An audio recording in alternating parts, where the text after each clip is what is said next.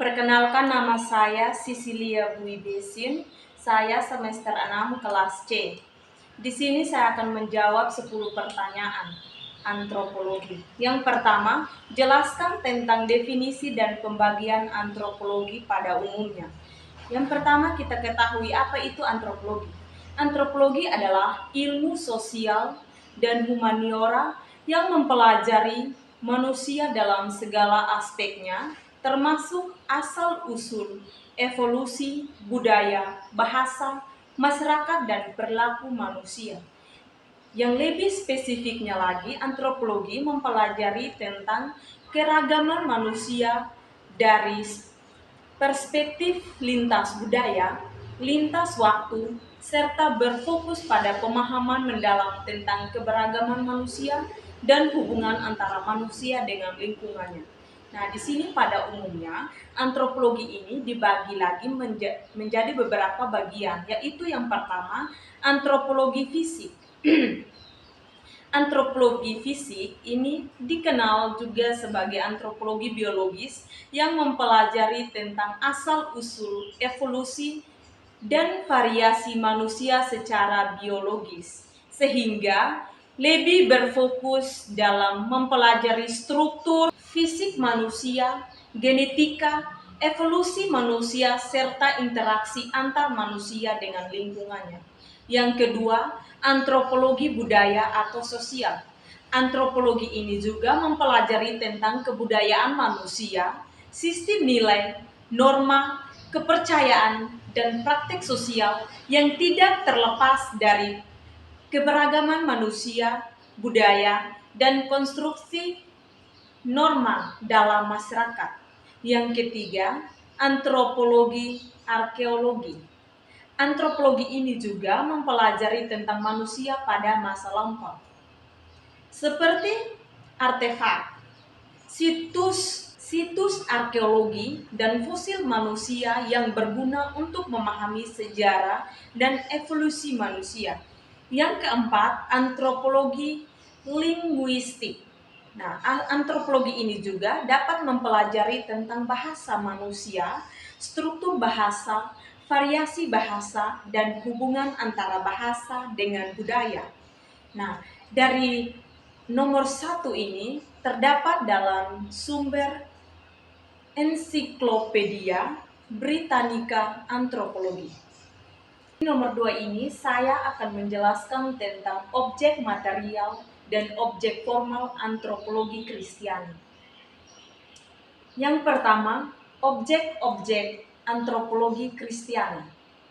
Dalam antropologi Kristiani ini terdapat 2 objek, yakni objek material ialah objek yang mencakup fikih atau materi manusia seperti tubuh, alam semesta, dan segala sesuatu yang bersifat konkret.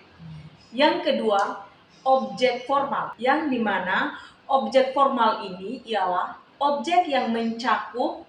Yang kedua, objek formal, yang dimana objek formal ialah objek yang mencakup aspek-aspek non-material atau spiritual manusia seperti jiwa.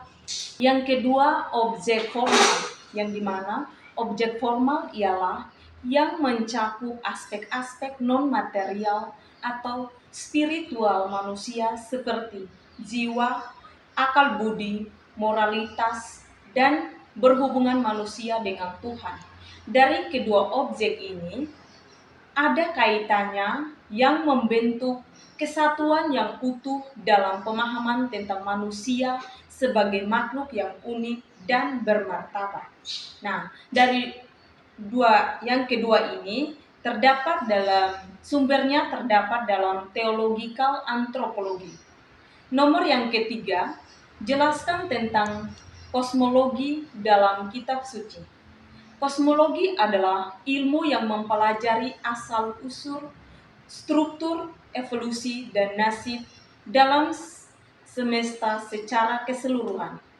Berdasarkan definisi tersebut, kosmologi dalam kitab suci merupakan landasan keyakinan dan pemahaman tentang alam semesta manusia dan hubungan antara keduanya dalam kerangka kepercayaan agama.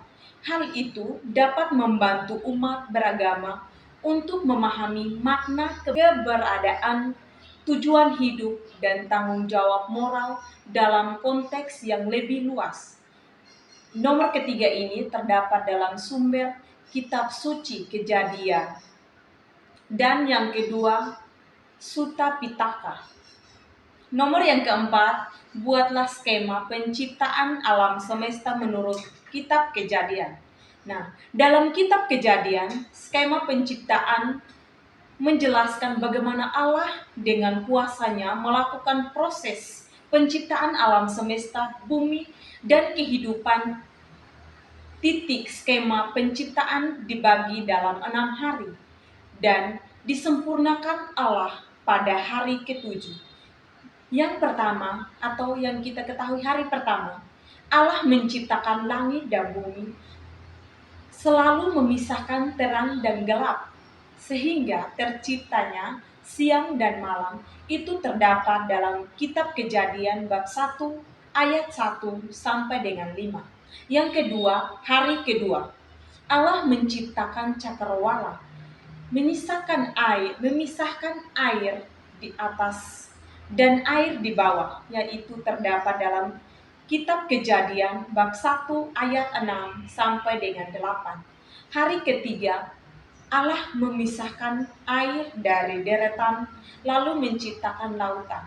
Itu terdapat dalam kitab Kejadian bab 1 ayat 9 sampai dengan 13. Hari keempat, Allah menciptakan matahari, bulan, dan bintang sebagai benda-benda penerang untuk menerangi bumi dan memisahkan siang dari malam. Itu terdapat dalam kitab Kejadian bab 1 ayat 10 sampai dengan 19. Hari kelima, Allah menciptakan makhluk-makhluk di laut dan burung-burung di langit. Terdapat dalam kitab Kejadian bab 1 ayat 20 sampai dengan 23. Hari keenam, Allah menciptakan makhluk-makhluk darat termasuk binatang-binatang dan manusia. Manusia yang diciptakan oleh Allah serupa dan segambar dengan Allah. Itu terdapat dalam kitab Kejadian bab 1 ayat 24 sampai dengan 31. Dan hari ketujuh, Allah beristirahat dari segala pekerjaan ciptaannya. Allah melihat bahwa semuanya itu baik. Ia menyempurnakan bahwa semuanya itu baik, maka ia menyempurnakan pada hari ketujuh. Itu terdapat dalam sumber kitab Kejadian dari bab 1 ayat 1 sampai dengan 31. Nomor kelima, jelaskan tentang penciptaan menurut kitab suci dan teori evolusi. Yang pertama, kitab suci. Penciptaan dan kitab suci dapat dipahami sebagai tindakan ilahi dari Allah yang mengasihi alam semesta, bumi, juga kehidupan manusia yang dibutuhkan dan diciptakan oleh Allah dalam waktu 6 hari, lalu dapat disempurnakan pada hari yang ketujuh. Sedangkan yang kedua, teori evolusi. Teori evolusi ini adalah kerangka ilmiah yang menjelaskan bagaimana kehidupan, perkembangan, dan perubahan yang terjadi seiring waktu melalui mekanisme evolusi seperti seleksi alam dan mutasi. Teori ini sepertinya ini lebih berfokus pada suatu proses yang dimana evolusi kehidupan melalui bukti-bukti ilmiah seperti fosil, genetika, dan penelitian ilmiah lainnya yang dapat mendukung konsep tersebut. Nah, di sini sumber yang saya ambil dari Wiranata Gede tahun 2018 Antropologi Budaya. Yang kedua, ambil dengan di bagian ilmu antropologi. Dan yang ketiga, ambil dari kitab Kejadian juga. Nomor yang keenam, di sini saya akan menjelaskan tentang Allah sebagai penyelenggaraan transenden. Yang pertama, dalam Gereja Katolik, konsep tentang Allah sebagai penyelenggara transenden mencerminkan keyakinan akan kekuasaan, kebijaksanaan, dan kehadirannya yang melampaui pemahaman manusia dan alam semesta.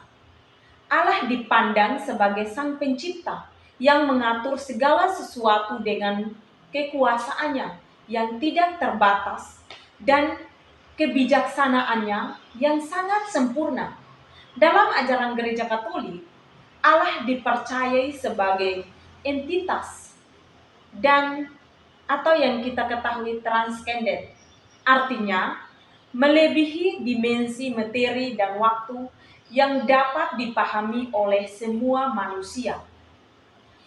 Allah juga sebagai penyelenggara transenden dianggap sebagai sumber segala kebaikan, keadilan, kasih yang mengatur takdir dan rencananya bagi ciptaannya. Dalam konsep ini juga mencakup keyakinan akan kehadiran Allah dalam kehidupan sehari-hari umatnya, baik melalui tindakannya dalam sejarah maupun dalam kehidupan rohani setiap individu. Nah, di Gereja Katolik ini juga dapat mengajarkan bahwa Allah hadir dalam segala sesuatu dan mengatur segala sesuatu sesuai dengan kehendaknya, yang misterius namun penuh kasih. Dalam praktek keagamaan Katolik, keyakinan akan Allah sebagai penyelenggaraan transenden tercermin dalam doa, ibadah, sakramen, dan ajaran-ajaran sosial yang mengarahkan umat Katolik untuk hidup sesuai dengan kehendak Allah yang suci. Dalam konsep ini menjadi suatu landasan iman bagi umat Katolik dalam menjalani suatu kehidupan dengan penuh harapan dalam kepercayaan kepada Allah yang Maha Kuasa. Dari nomor yang ke-6 ini, yang saya kutip dari artikel dengan tema Allah sebagai transenden dan imani. Nomor ke-7 ini saya akan menjelaskan tentang kebobrokan dunia sebagai personal metafisik. Ya, yang pertama kita akan membahas per tema. Tema yang pertama tentang kebobrokan dunia sebagai persoalan metafisik. Dalam Katekismus Gereja Katolik mencakup pada pemahaman akan keadaan dunia yang penuh dengan kejahatan, penderitaan, ketidaksempurnaan sebagai bagian dari realitas metafisik yang melampaui dimensi fisik. Katekismus Gereja Katolik ini juga mengajarkan kita bahwa kebobrokan di dunia merupakan akibat dari dosa asal manusia dan kehadiran kejahatan dalam dunia ini yang tercemar oleh dosa. Dalam perspektif metafisis, kebobrokan dunia dipahami sebagai konsekuensi dari pemisahan manusia dari Allah akibat karena dosa asal yang terjadi di Taman Eden. Dosa asal dapat menyebabkan ketidaksempurnaan, penderitaan, kejahatan yang masuk ke dalam dunia, yang akan mengubah keadaan alam semesta yang semula suci menjadi tercemar oleh dosa dan kebobrokan manusia. Dalam Katekismus Gereja Katolik dapat menekankan pentingnya pemahaman akan kebobrokan dunia sebagai bagian dari kesempurnaan antara kebaikan dan kejahatan, antara cahaya dan kegelapan. Melalui ajaran moral dan kasih karunia Allah, maka umat Katolik dapat dipanggil untuk melawan kebobrokan dunia dengan kebaikan, keadilan, dan kasih yang berasal dari iman kepada Allah. Nah, dalam konteks ini, Katekismus Gereja Katolik juga menegaskan lagi pentingnya harapan akan pemulihan dunia yang tercemar oleh dosa melalui karya penebusan, yaitu Yesus Kristus, dan melalui kuasa Roh Kudus. Umat Katolik juga dipanggil untuk menjadi agen perubahan yang membawa suatu terang dan harapan dalam dunia yang penuh dengan kebobrokan, dengan keyakinan bahwa Allah akan mengubah keadaan dunia menuju kehendaknya yang sempurna.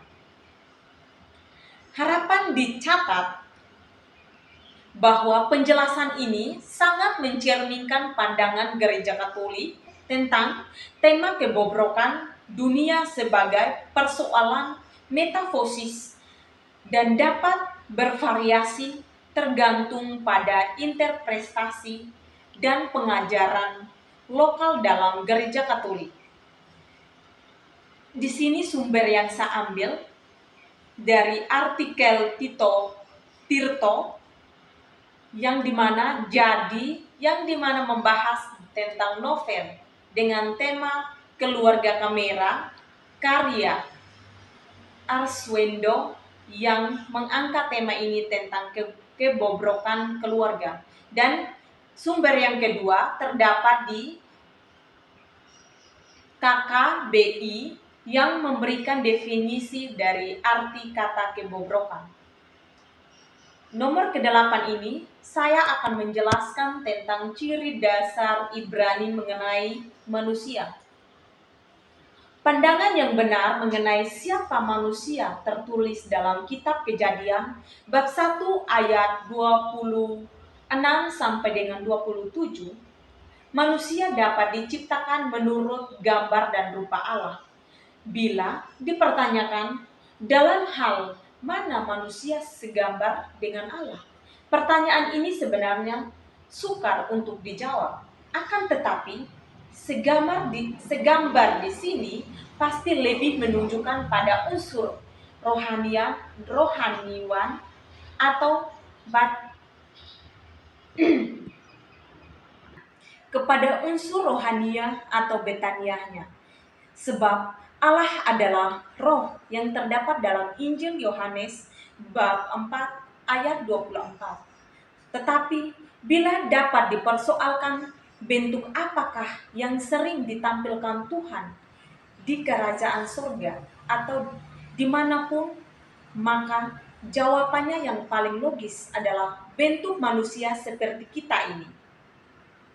Itulah sebabnya Tuhan memilih bentuk fisik seperti ini sebagai bentuk yang paling sempurna. Nah, di sini terdapat dalam kitab Kejadian bab 1 ayat 31. Kata-kata yang digunakan untuk gambar dan rupa di dalam teks asli kitab suci, yaitu dalam bahasa Ibrani adalah selem dan dumut. Selem hendak menunjukkan gambar dalam arti unsur-unsur dasar yang dimiliki Allah juga dimiliki manusia, yaitu pikiran, perasaan, kehendak, kekekalan dan hakikat kerja. Adapun demut adalah keserupaan yang menunjukkan kepada kualitas atas unsur-unsur tersebut. Keserupaan dengan Allah yang dapat dimiliki manusia bukan sesuatu yang statis, tetapi bisa progresif. Banyak penjelasan para teolog mengenai dua kata tersebut. Tetapi pada umumnya kata seleb dan demut dapat diartikan tunggal, yang berarti versionin, bahwa manusia dapat diciptakan segambar dengan Allah, atau in image, Latin imago Dei similitudo. Segambar dengan Allah dapat diartikan sederhananya sebagai mirip seperti Tuhan sendiri. Gambar Allah atas manusia ini ialah yang memberi nilai pada manusia, atau the image of God is what makes man. Gambar Allah merupakan suatu yang intern di dalam diri manusia, sesuatu yang tidak dapat terlepas dari diri manusia.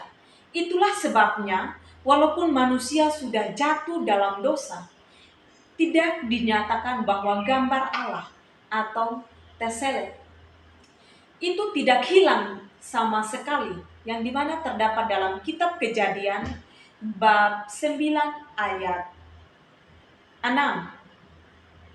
Pengertian ini sangat penting sebab dalam proses keselamatan, gambar Allah yang rusak ini akan dipulihkan kembali, atau restitio imagenis, de pemulihan gambar Allah. Di dalam diri manusia terdapat unsur-unsur yang juga ada di dalam diri Allah. Tentu, dalam diri Allah skalanya sangat sempurna. Manusia memiliki kecerdasan atau rasio atau intelektual. Hal ini memampukan manusia rasionalisasi, berpikir, berlogika, menganalisa, dan lain sebagainya. Oleh karena keberadaan atau eksistensi inilah maka para penganut teori evolusi mengatakan bahwa manusia adalah binatang yang menyusui, yang cerdas. Dalam hal ini, mereka hanya memandang dari satu sisi saja. Pikiran harus digunakan maksimal mungkin untuk mengenal Tuhan dan mengelola hasil karyanya sendiri. Manusia ini juga memiliki perasaan dan emosi. Nah, hal ini yang membuat manusia dapat memiliki rasa sayang, benci, cemburu, cinta, marah, dan lain-lain. Perasaan inilah yang membuat manusia dapat berinteraksi atau hubungan timbal balik dengan Tuhan dan sesama dalam satu suasana hubungan yang saling memengaruhi.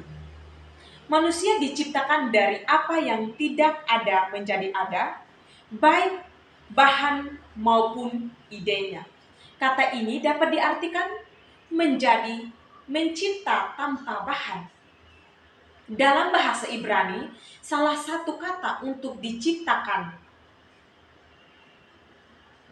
yang digunakan dalam kitab Kejadian adalah bara.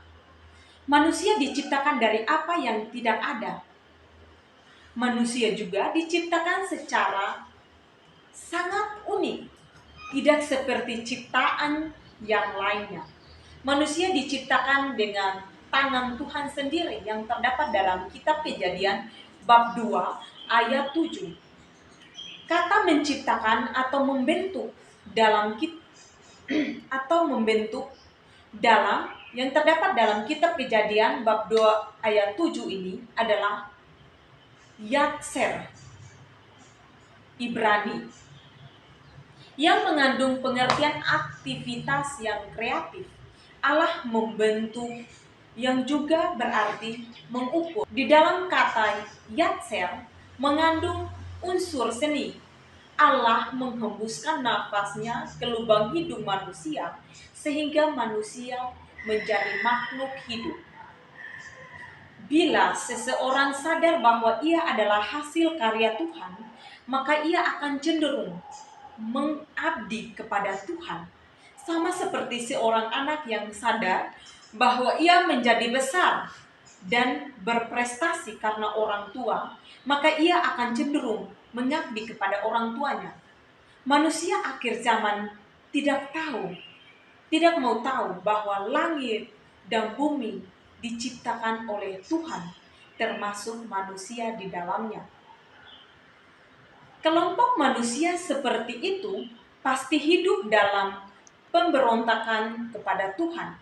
Kesadaran bahwa manusia adalah makhluk ciptaan Tuhan yang mendorong seseorang untuk membangun terus-menerus hubungan, dan profesional atau yang benar dengan Tuhan sebagai pencipta.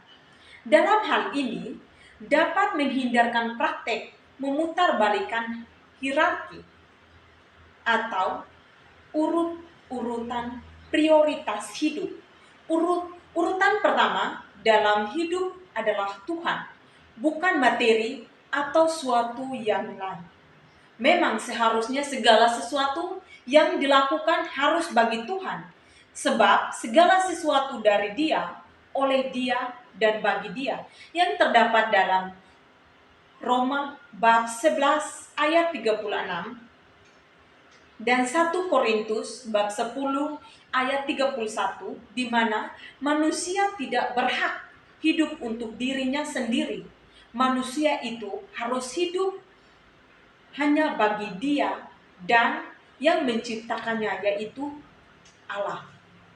Bila tidak demikian, berarti ia pemberontak terhadap penciptaannya. Pendewasaan rohani harus mengirim utama atau umat kepada kesadaran ini. Pada tingkat kedewasaan tersebut, kita akan memiliki pengakuan demikian. Allah ada bukan untuk kita, tetapi aku ada untuk Tuhan.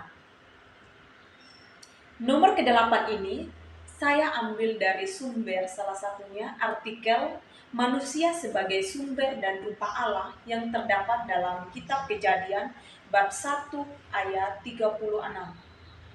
Nomor yang ke-9 ini, di sini saya akan menjelaskan tentang harapan akan hidup kekal dalam konteks antropologi Ibrani.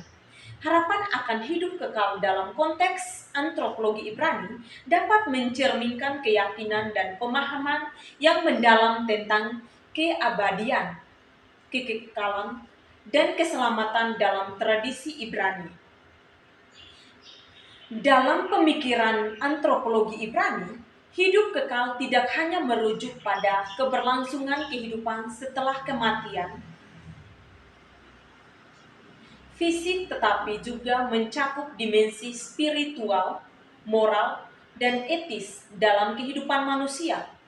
Dalam tradisi Ibrani, konsep hidup kekal didasarkan pada keyakinan akan adanya kehidupan setelah kematian yang dipengaruhi oleh perbuatan baik atau buruk selama masa hidupnya di dunia. Harapan akan hidup kekal memberi dorongan moral bagi individu untuk hidup sesuai dengan ajaran agama dan nilai-nilai yang etis yang dianut dalam tradisi Ibrani. Selain itu juga, dalam antropologi Ibrani, hidup kekal juga dapat melibatkan konsep keselamatan dan pemulihan hubungan manusia dengan Tuhan. Keyakinan akan keabadian jiwa dan janji keselamatan yang diberikan oleh Tuhan menjadi landasan bagi harapan akan hidup kekal dalam tradisi Ibrani. Nomor yang ke-9 ini sumbernya saya ambil dari Kekal atau Internal Sarapan Pagi Biblik Ministik. Nomor yang ke-10 ini saya akan menjelaskan tentang pertemuan dengan antropologi Helenis serta gemanya dalam tradisi gereja Kristen. Pertemuan antropologi Helenis dan tradisi gereja Kristen menghasilkan dialog dan interaksi yang kaya akan pengaruh dan pemahaman tentang manusia, kehidupan, dan spiritualitasnya. Antropologi Helenis yang dipengaruhi oleh pemikiran filosofis dan budaya Yunani kuno, bahwa konsep-konsep tentang martabat manusia, etika, dan kebijaksanaan yang memengaruhi cara pandang terhadap keberadaan manusia. Dalam tradisi gereja Kristen, pertemuan dengan antropologi Helenis membawa pengaruh yang sangat signifikan, terutama dalam pemahaman tentang hakikat manusia sebagai makhluk yang diciptakan menurut gambar Tuhan, memiliki martabat yang sangat tinggi, dan memiliki potensi untuk berhubungan secara langsung dengan Sang Pencipta, yaitu Allah. Konsep-konsep etika ini dan moralitas yang sangat diperkenalkan oleh antropologi Helenis juga dapat mempengaruhi pemahaman gereja Kristen tentang tanggung jawab moral dan hubungan manusia dengan sesama dan Tuhan. Nomor yang terakhir ini sumbernya saya ambil dari Eril Kurt Vaters e Selection for the Writings of the Pater Fons Santo Clemens of Rome to Santo Antosia. Sekian dan terima kasih. Mohon maaf Pater kalau ada kesalahan saat penjelasan saya.